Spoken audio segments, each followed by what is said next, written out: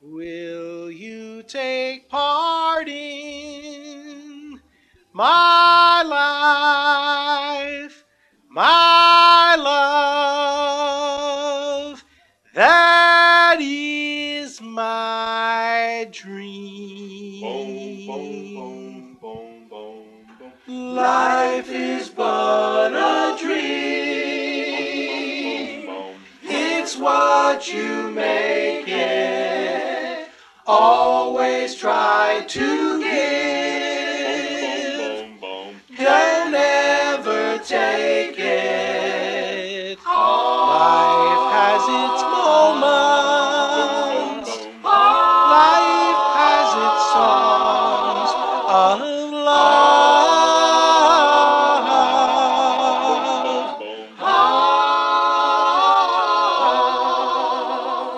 Life is but a dream, and I dream of you, strange as it seems.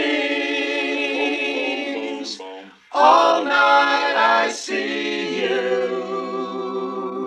Will you take part in my life, my love? That is my dream. Life is but a dream. Gentlemen, welcome to the Doo-Wop Shop. It's really a pleasure to have you here. Norman Fox, a man I've played his music for many, many years, never had the opportunity to meet him until just about an hour ago. We have Norman Fox, Buzz Halfand, Bob Thierra, and Bobby Trotman, right? Right. And that's so far so good. Okay. Norman Fox and the Rob Roys. Now, that's a group that anybody who listens to this show is acquainted with, but we'd like to really get to know the group and how it all began and how it started for each individual person in the group. Now, originally, there were 5 people in this group, right? Yeah. That's correct. Yeah, so there is a gentleman who's not here. Right. Who might that be? His name is Andre Lilly, and I think, Bobby, you would be best to see where he is, what he's doing. We really don't know where he is. Right, I haven't seen Andre for about 7 years. The last time, in fact, I didn't see him. My wife saw him at Fordham University, and I see. we tried to catch up with him, but we couldn't. You couldn't track him down. So it was a 5-man group originally, right? Who wants to tell me the very beginnings of this group, how it was put together? Well, Norman, why don't you tell me that? Okay. We all went to DeWitt Clinton High School in the Bronx, and somewhere in 1955, 1956, when rock and roll first started, we used to harmonize together in the bathrooms in DeWitt Clinton. And basically that's how we started. We met one another at school. We started harmonizing little by little, and picked up different people for the harmony parts that we needed in the group. Buzzy had a deep voice, so we called him in to try out to be a bass. Bob had a baritone voice, so we got him in. I had a tenor voice, and Bobby had a high tenor voice. Bob Trotman had a high tenor voice. And so we fit in to those niches. And basically, we interviewed people. We were satisfied with some, unsatisfied with others. But we finally got down to the 5 working parts of the group. All right. I don't think at that point, did you really interview him, or you just said, come on over here and let me that's see the if way you interviewed him in those days. You had to sing. How many people did you actually go through before you found the guys who fit together? Well, quite a few. I think we probably went through about 15 people before we actually finalized the group. Now, when you were looking through these 15 people and wound up with the guys you finally created the group with, did you have any idea that you were going to be a group that would go beyond singing on a street corner? Did you have that in the back of your mind all the time, or did it just kind of happen for you? Well, tell me about I think it sort of happened. How did it happen? That's what everybody's interested in. How did you get from putting these gentlemen together in high school to actually, getting on a record? Well, it's a very interesting thing. That's what I want to hear. Alan Freed was a neighbor of mine. That'll do it. And I lived on the 11th floor, and he lived on the 4th floor. And, of course, we were all crazy about Alan Freed. He was our idol. We got to know him, and we really didn't get the record contract through Alan Freed, but he did play the record a little bit after, it was released. I think basically we did it on our own. If somebody else, I don't really remember how we got that record contract. Does anybody really remember how you did it? Yeah, we remember. Yeah, I think that. Let me just say. Sure, Bob.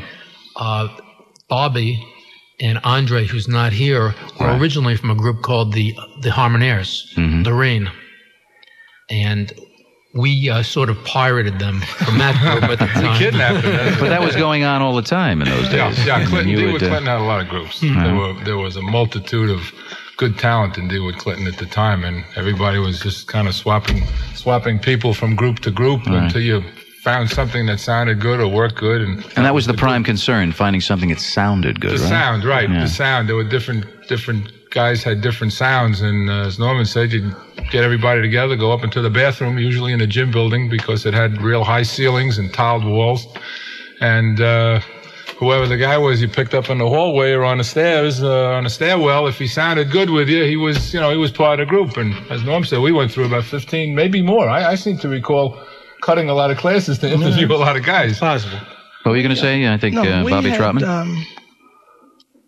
Myself and Andre was singing with the Harmonaires, and after we left the Harmonaires and we joined Norman and the rest of the group, I had heard that they had a tryout for, I think it was Backbeat Records.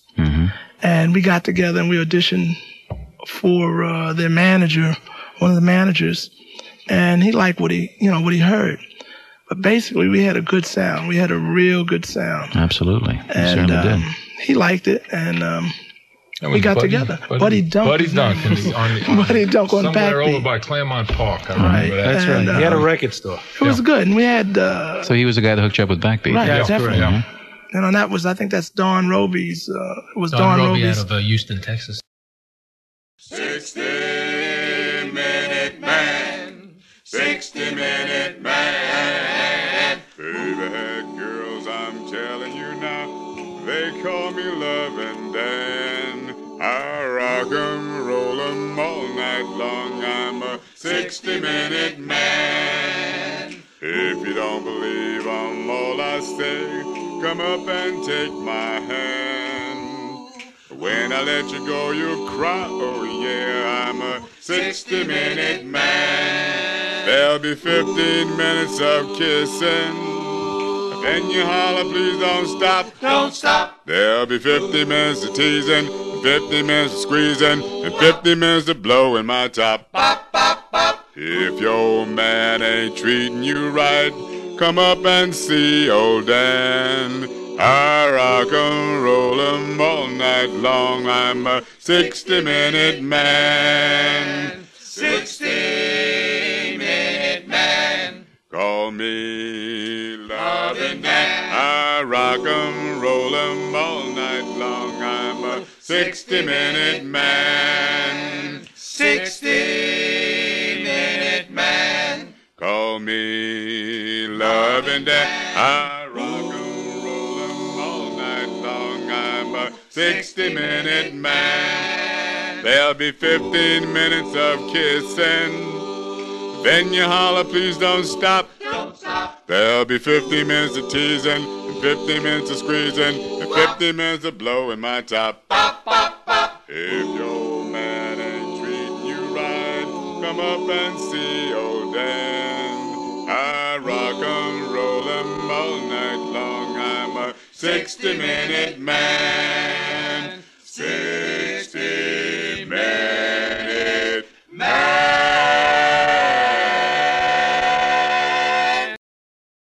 Don K. Reed.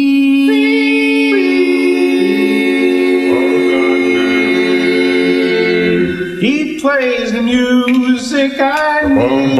He plays songs that are gold. It's the great rock and roll. You can listen to them on CBS FM.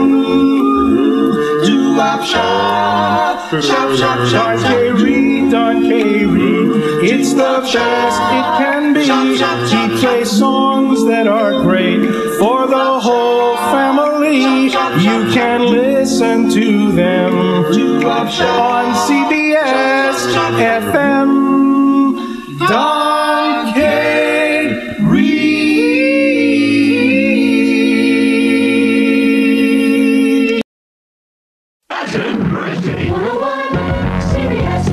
And we have it back here. We're backstage in the wings of Radio City Music Hall. Oh, there's Bobby Shannon. Let me get to Bobby. Hold on one second. Hi, Bobby. How are you? Welcome. We're on the air here, and we're getting ourselves ready for last night. Now, how about you? What are your reflections about last night? If this is anywhere what it was like last night, man, the people listening are going to be in for the treat of their lives. This was so incredible. And I'll tell you another thing. When you hear these people, a couple of these acts I had never heard before live. Believe it or not. Well, you've been around. Well, you've done a lot of shows. I never heard Norman Fox and the Rob Roys. They blew me away. They were unbelievable.